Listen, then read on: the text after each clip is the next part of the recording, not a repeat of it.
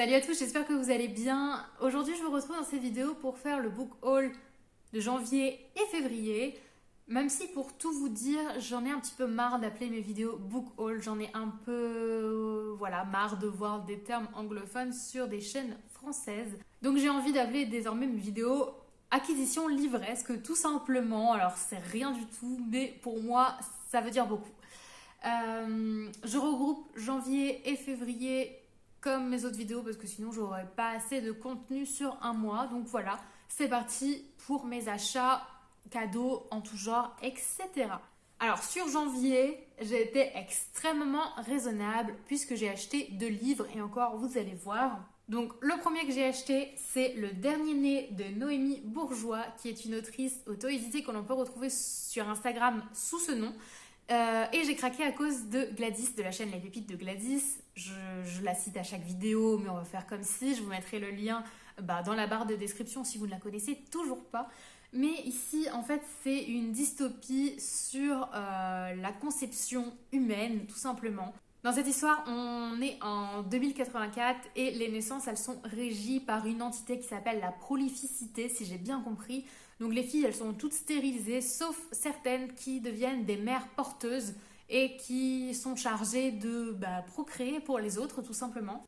Et ces filles-là, elles ne sont pas sélectionnées au hasard, évidemment, elles sont sélectionnées pour leur génétique, pour leurs aptitudes, pour leur beauté, pour tout ce que vous voulez, afin de faire les meilleurs et les plus beaux bébés qui existent. Je trouve que ce sujet, il est extrêmement intéressant. Gladys en avait fait pas mal d'éloges, donc je pense qu'il me plaira beaucoup. Je suis fan de dystopie, je vous le rappelle, et le sujet m'intéresse grandement, donc j'ai vraiment très hâte de le découvrir. Et du coup, c'est mon seul achat roman sur janvier. Alors, je suis extrêmement déçue parce que je l'ai commandé sur Amazon et il est arrivé abîmé. Alors, étant donné que c'est de l'auto-édition, ça me fait chier de le ramener, mais je suis vraiment déçue que les coins soient corrects. Et donc, je vous disais, c'est mon seul achat roman sur janvier, puisque le deuxième livre que j'ai acheté sur janvier, c'est cet album, du coup, La magie du cinéma. Donc là, c'est sur les objets ensorcelés. Je sais pas s'il y a un numéro. Ah si, c'est le volume 3. Je crois pas que j'ai les autres. Enfin, j'ai un doute, j'ai envie de vous dire. Mais je l'ai trouvé tout simplement en solde dans un espace culturel. Je me suis dit que je pouvais pas le laisser là, quoi, parce qu'il était à 19 € au lieu de 26 et qu'il y a plein de petits goodies et de petits fan art à l'intérieur, enfin de petits pop-up. Voilà, c'est le genre de truc que j'aime bien découvrir. Ça se lit super vite, enfin, c'est pas des choses très dures à lire, mais c'est toujours sympa de se replonger dans l'univers de Harry Potter. En tout cas, moi j'adore et je pense que ça va le faire avec cet album-là. Alors, il était presque pas abîmé, donc j'ai trouvé que c'était une excellente affaire. Ensuite, sur février, là, il y en a un petit peu plus. J'ai commencé le mois en me disant que j'avais été super raisonnable et que j'avais envie de me faire un petit cadeau. Et j'ai acheté L'Arpenteuse de rêve, du coup, de Estelle Faye. C'est un one-shot, donc je me suis dit que c'était pas mal pour arrêter avec les sagas à non plus finir.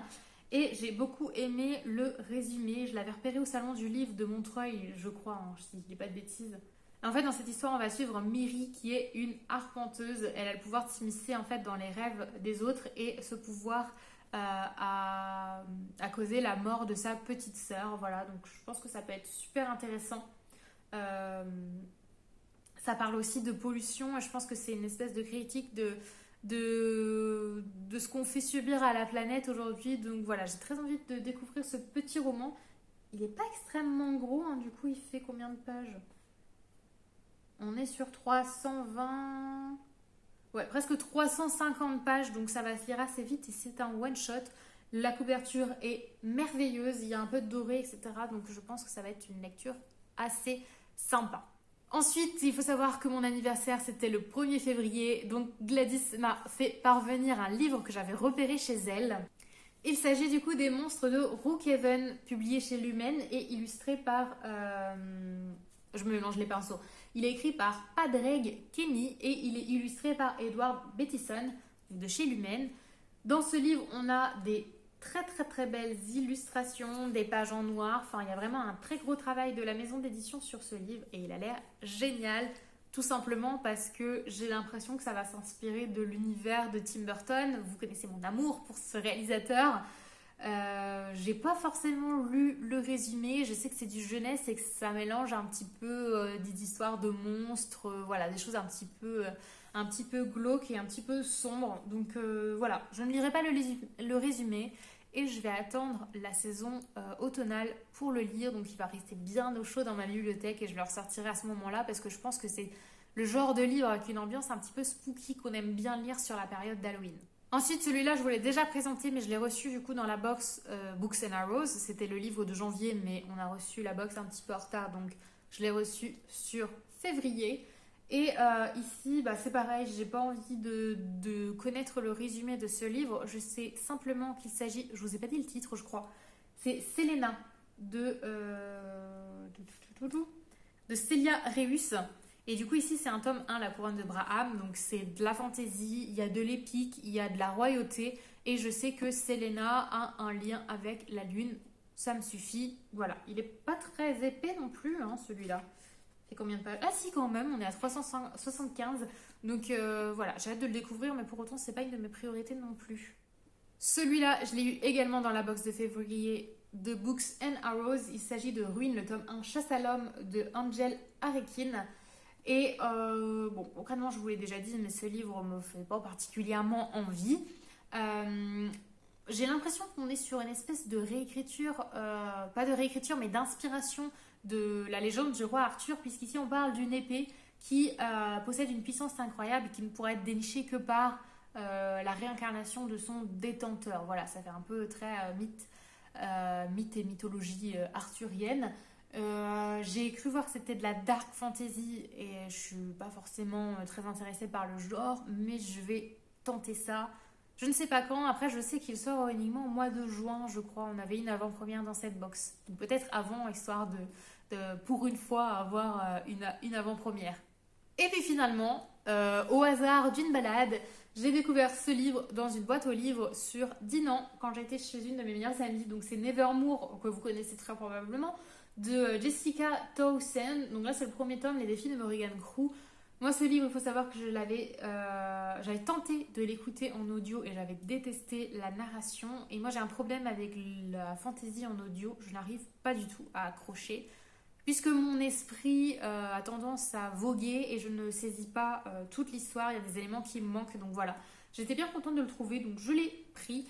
Bon, il n'est pas en excellent état et il y a un nom, hein, je pense qu'il appartenait du coup à un certain Clément dans une vie antérieure. Les coins sont légèrement pliés, mais je vais tenter de le relire au format papier du coup parce que je sais qu'il plaît aussi beaucoup. Ici en fait on va suivre Morrigan qui est une jeune fille qui est maudite, qui doit mourir le jour de son anniversaire de ses 11 ans. Et en fait elle est sauvée in extremis par un homme qui l'amène dans le monde de Nevermore. Voilà, c'est un petit peu un univers à la Harry Potter ou à la Alice au Pays des Merveilles. Enfin, c'était assez loufoque et plein de couleurs. Voilà, je pense que ça me plairait, mais le livre audio, j'avais pas réussi à aller jusqu'au bout. Donc voilà, je tenterai cette histoire en format papier. On est arrivé au bout de ce book haul, de ce bilan sur mes acquisitions de janvier et février. Je ne sais pas ce que vous en pensez, mais je trouve que c'était relativement raisonnable. En plus, il y a 2 livres qui viennent d'une box, donc c'était pas forcément un achat de ma part. Comme je vous l'avais précisé, j'attends la box de mars et après j'arrête parce que ça me fait trop de livres. J'ai vraiment envie de limiter mes achats sur cette année 2022, en tout cas de les réfléchir un petit peu mieux, d'acheter plus d'occasions, etc. Donc voilà, j'essaye de limiter. J'aime quand même beaucoup la lecture et j'aime beaucoup acheter des livres, donc je pourrais pas m'en empêcher, mais j'essaye de le faire d'une façon un petit peu plus raisonnée que ce que j'ai pu le faire au cours de l'année 2021.